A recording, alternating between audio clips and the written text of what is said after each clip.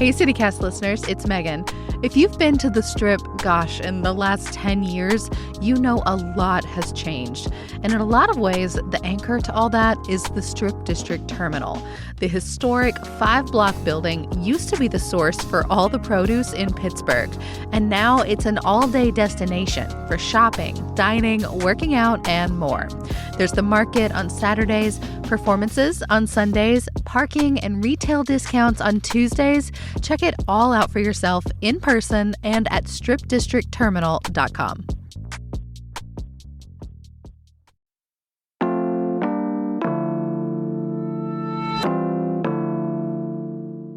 Today on CityCast Pittsburgh. Growing up, I heard a lot of stories about a lot of scary things, probably because half my family were in the nursing industry. Years ago, way before COVID, there was one presence that used to loom really large: polio. And of course, I didn't know it at the time, but it wasn't a thing anymore thanks to the work and legacy of people here in Pittsburgh.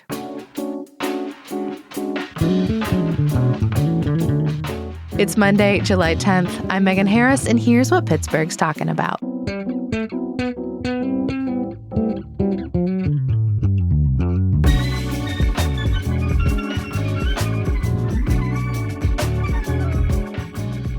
So there's a new exhibit on Pitt's campus in Oakland.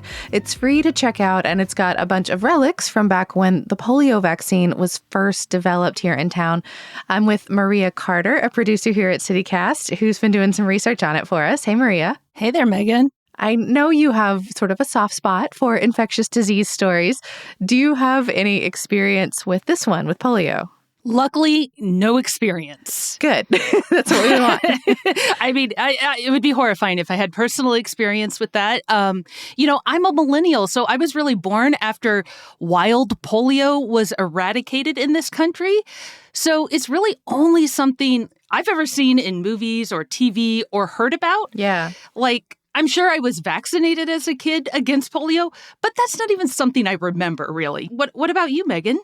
Yeah, I mean, I actually do remember when I got the vaccine, but it was because of my grandmother, whose birthday actually would have been this week. She was a public health nurse who worked for decades vaccinating folks and helping with family planning in really rural areas. So I heard a lot about what it was like when she was growing up and kind of got this inspiration to go into this kind of line of work. And then, so when it was my turn as a little kid to get my first vaccinations, at least the first ones that I might have remembered, she made it special. And she told me, like, this is what you come from and this is why it's important. But we have a Pittsburgh doctor to thank for all that. Lay it out for me. What's Salk's connection to Pittsburgh? So I will tell you what I know from this exhibit. It kind of celebrates Dr. Jonas Salk and his connection to the University of Pittsburgh and to the city at large. I went to the very first press opening, and it really drove home how scary polio was at the time. This is Dr. Donald Burke. He used to be the dean of Pitt's School of Public Health, and he shared, his own personal experience with this. I was a 6-year-old in 1952 when that polio epidemic with 58,000 kids with paralysis and death. And down the street from me, Billy, my friend, got polio. And he lived across the street from a pond. And everybody in the neighborhood called it the polio pond because they thought that's where Billy got infected. He probably didn't. He probably got it through some other source. But we were not, that was on my way to school, and I wasn't allowed to walk past polio because it was a threat. And everybody felt that way. For parents, it was a nightmare. Could your kid be the next kid to get paralysis from polio? And so that's part of the reason that the community all rallied together, because everybody was really petrified of it. It was a parent's worst nightmare. And it was solved by Jonas Salk, the team here at Pitt, and the Pittsburgh community pulling together. Yeah, that sounds so frightening. Like like polio would just kind of pop up out of seemingly nowhere, right? Yeah, I mean, just thinking about this now as a mother, like, it is a miracle that a child can be born healthy and safe.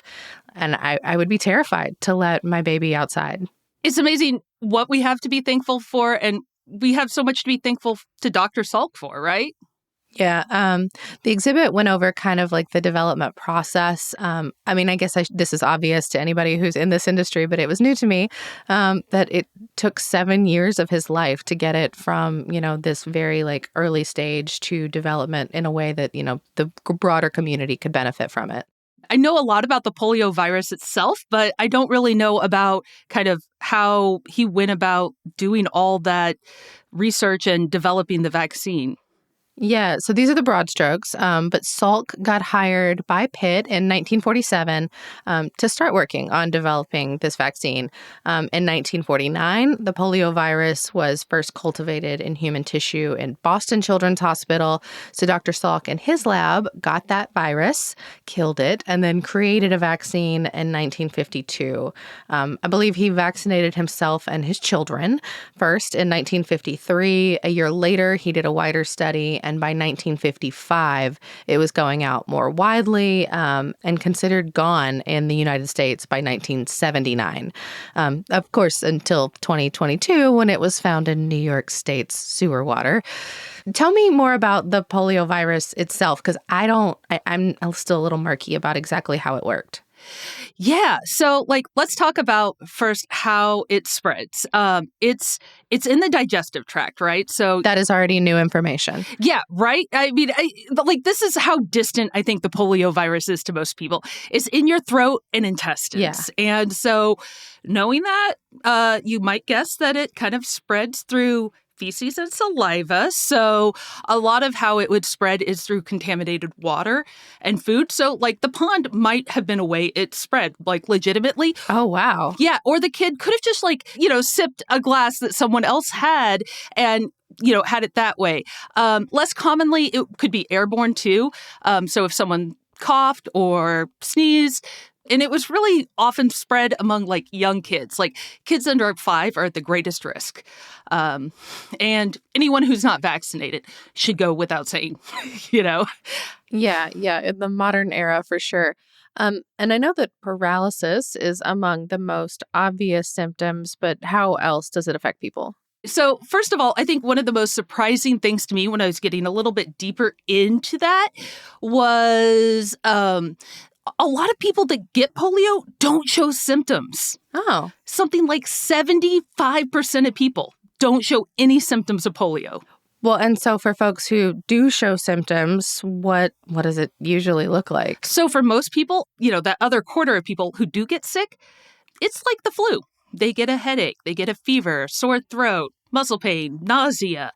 It lasts for a few days, maybe 5, 6 on the log end, and then it clears up, much like the flu. And so it's actually really rare to get the muscle weakness, the paralysis, that effect. It's about 1 in 200 cases that have a paralytic form of polio. I mean, that's a lot less than I thought. It's still not really a roll of the dice I would personally feel comfortable with. But it's so devastating, right? To have that paralysis. And then from those people that do have, some of those paralysis symptoms, about up to 10% would go on to die, and that's especially before the iron lung, because the paralysis could, include the diaphragm and those other muscles that help breathing. That's what I think really got to a lot of folks is it was young kids that were losing their lives a lot of times because of polio or suffering lifelong consequences because of it. Yeah, they had an actual iron lung, the full machine at the exhibit. And I didn't realize until some folks were talking around it that there are still people alive today who are living in iron lungs. Yeah, it was life-saving medicine back then for people that, had that most severe form of polio.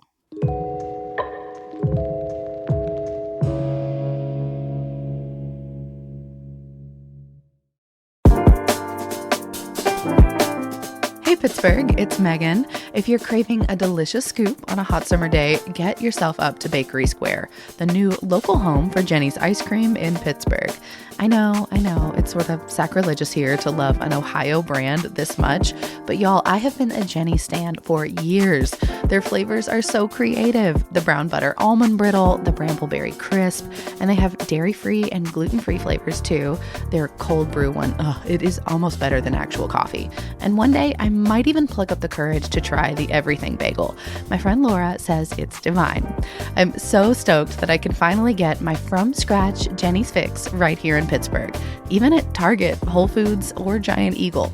Find all their flavors and fun facts at Jenny's, that's JENIS.com.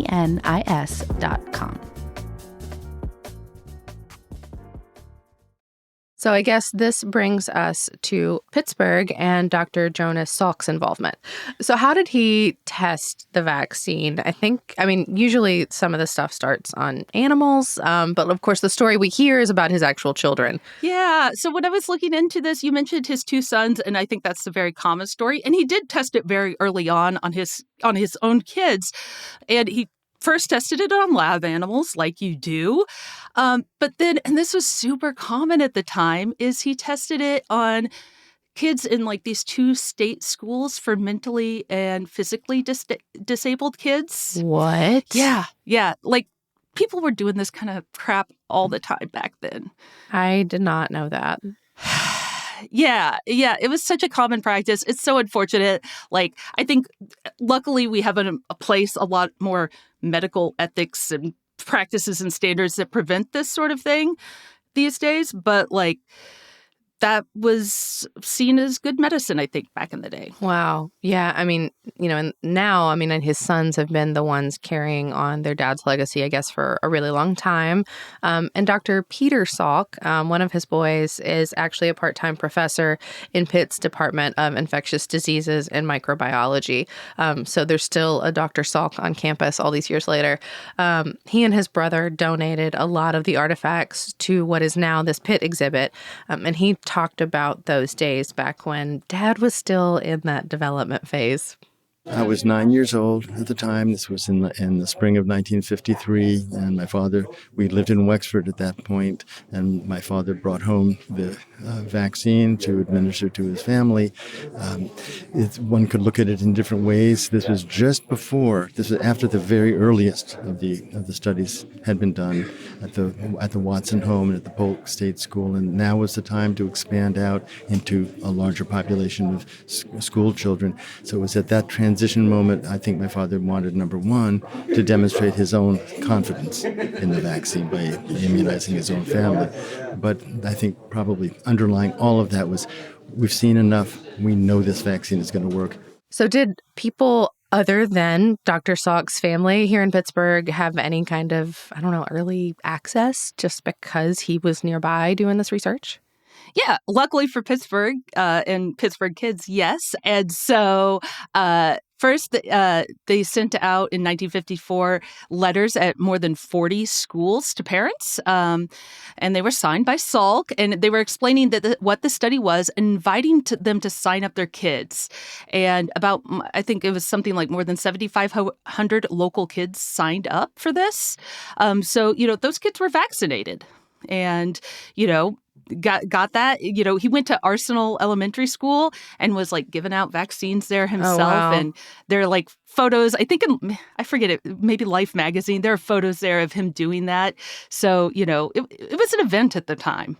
Yeah, I can imagine. I assume that this wider distribution, first in Pittsburgh and then beyond, clearly it went well. Yeah. So from Pittsburgh, then it went to more than 1 million children nationwide. And so it was kind of this interesting thing. They wanted to do this big study. I think it was like 400-some thousand kids actually got the vaccine, 200-some thousand got a placebo, and then about another 1 million-some were just observed as part of the study. And it proved very safe and effective. And so, like in April of 1955, they were able to make the big announcement, polio vaccine.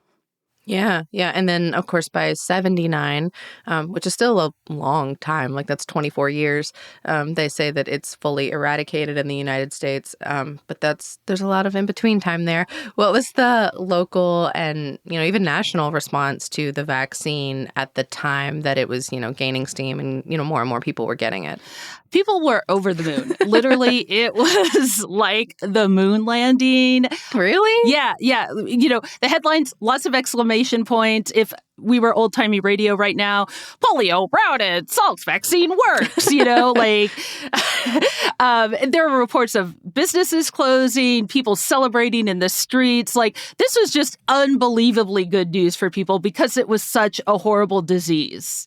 I've seen the picture of him getting a congressional medal. So, and obviously it went well. We now know it went well. Yeah, he was such a superstar at the time. He was really one of the people walking on the moon. It was Salk. Okay, so the press loved him. Does that mean that people, actually eventually got the vaccine or got their kids vaccinated? Yeah, there was a lot of excitement for people to go out and get it. I saw a statistic that 100 million doses had been distributed by 1957, people were getting it pretty rapidly. Did the government participate at all? Of course, our government gave us COVID tests later and some free vaccine initially, but, now, with big pharma and other things, a COVID anything these days costs quite a bit of money. How did it work back in those days? Yeah, you would think the government might be really excited to get in on this, but it was President Dwight Eisenhower at the time, and the Cold War had just really gotten rolling. Oh, that's right. And he had the fear of socialized medicine. So even though schools had been a really effective place to do the trials and stuff and make a lot of sense, right? Because kids are there, families, even with younger kids, might have older kids in schools. It's a centralized place. It's a community gathering spot. He didn't want the government involved. He didn't want schools involved. So it was really left up for drug companies to figure it out. There weren't regulations really put in place. And that led to some kind of bad effects. Like what? The most heartbreaking one is not all the drug makers had great safety standards. So this one company in particular, it left some of the live virus in. Yeah. And so, it had distributed probably thousands, hundreds of thousands of doses. 260 kids ended up getting paralytic polio, 11 deaths out of that. And that was very early on in this. Oh, my God. It was just a really terrible example. It led to more regulations. One of the interesting things that happened was his rival was working on a different type of vaccine. It's the oral polio vaccine where they put it on a sugar cube. And I've seen pictures of that. Yeah, so that came out. That wasn't Salk? That was his bitter rival. Oh, that's They hated funny. each other. He was in Cincinnati, just down the river. And And so he developed the oral polio vaccine in 1961. And so that kind of became the go-to at that point, which really got I think the hesitant people to take the polio vaccine. Yeah. Well, and, Pitt still has a huge role to play with infectious disease research. They worked on COVID. They work on HIV, all kinds of diseases that are affecting folks all over the world. And it's probably been no small thing to hang their hat over the years on this world-changing development like a polio vaccine.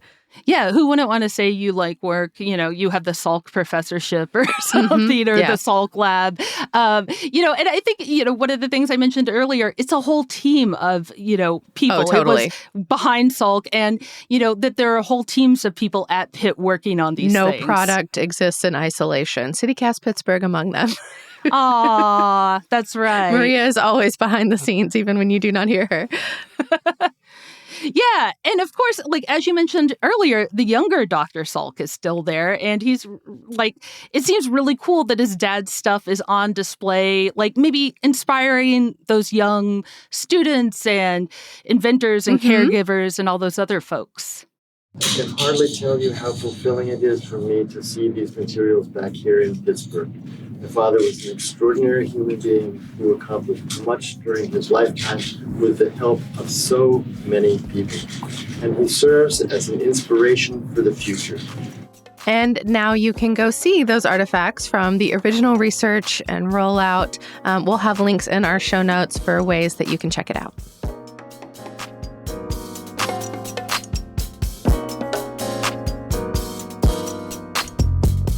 Some news before you go.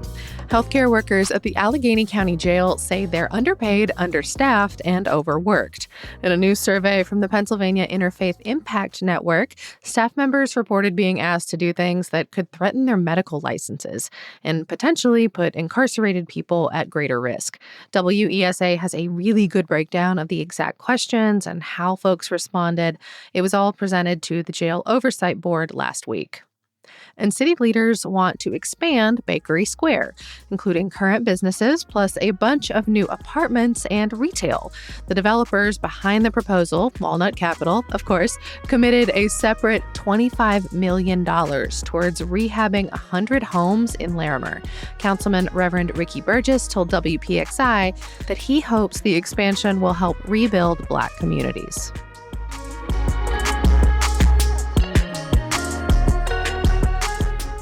That's all for today here on CityCast Pittsburgh. If you're liking the show, please tell someone, rate us, leave us a nice review, and make sure you're subscribed to that Hey Pittsburgh newsletter. We'll be back tomorrow morning with more news from around the city. Bye, Yins.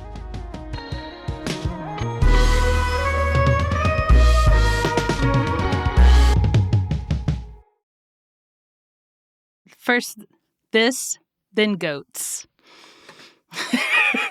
Sorry. That's what I'll be known for.